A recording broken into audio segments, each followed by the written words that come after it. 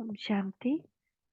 ल- वरदाता सर्व कल्याणकारी विघ्न विनाशक बाबा बोले, वरदान भूमि से वरदान द्वारा सर्व वरदानों को प्राप्त करके क्या तीव्र पुरुषार्थ बनते जा रहे हो।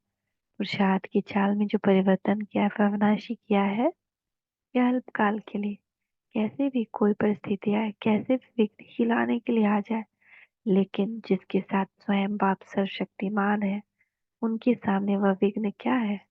उनके आगे विघ्न परिवर्तन हो क्या बन जाएंगे। विघ्न लगन का साधन बन जाएंगे। हर्षित होंगे ना। यदि कोई भी परिस्थिति व व्यक्ति विघ्न लाने के निमित्त बनता है तो उसके प्रति घृणा दृष्टि, व्यर्थ संकल्पों की उत्पत्ति नहीं होनी चाहिए, लेकिन उसके प्रति वाह वाह निकले। अगर यह दृष्टि रखो तो आप सभी की श्रेष्ठ दृष्टि हो जाएगी।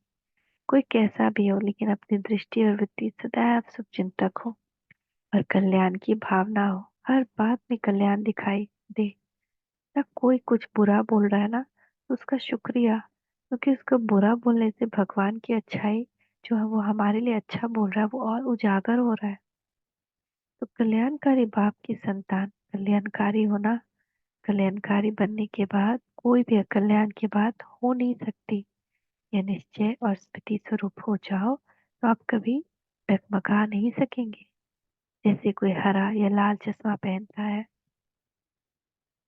तो उसको सब हरा अथवा लाल ही दिखाई पड़ता है।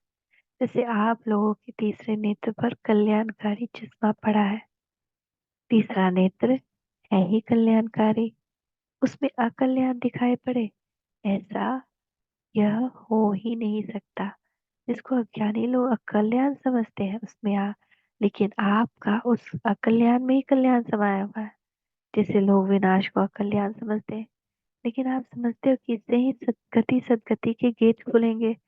तो कोई भी बात सामने आती है, सभी में कल्याण भरा हुआ है, ऐसे निश्चय बुद्धि होकर चलो तो क्या प्राप्त होगी। एक रस अवस्था हो जाएगी।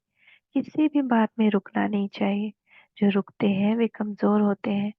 महावीर कभी नहीं रुकते, ऐसे नहीं विघ्न आए और रुक जाए। अच्छा, इस मुरली का सार क्या था। बाबा कहते हैं यदि कोई भी परिस्थिति या विघ्न व्यक्ति विघ्न लाने के निमित्त बनता है तो उसके प्रति घृणा दृष्टि ना हो, व्यर्थ संकल्प की उत्पत्ति नहीं होनी चाहिए, लेकिन उसके प्रति वाह वाह निकले, क्योंकि उसी विघ्न से तुम्हारी लगन बढ़ेगी। जैसे कोई हरा या लाल चश्मा पहनता है, उसको सब कुछ वैसा ही दिखाई पड़ता है। वैसे ही आप लोगों के तीसरे नेत्र पर भी कल्याणकारी का चश्मा पड़ा है। तीसरा नेत्र है ही कल्याणकारी, उसमें अकल्याण हो नहीं सकता। हर बात में तुम्हारा कल्याण ही है। अगर यह बात हर एक की बुद्धि में रहे तो सभी की एक रस अवस्था हो जाएगी। मीठे मीठे बाप दादा को हम बच्चों का याद प्यार और शुक्रिया। Thank you Baba, thank you. कितना सुंदर एक अनमोल रतन ज्ञान का दे दिया, जिससे हर परिस्थिति हंसते हंसते गुजर जाए।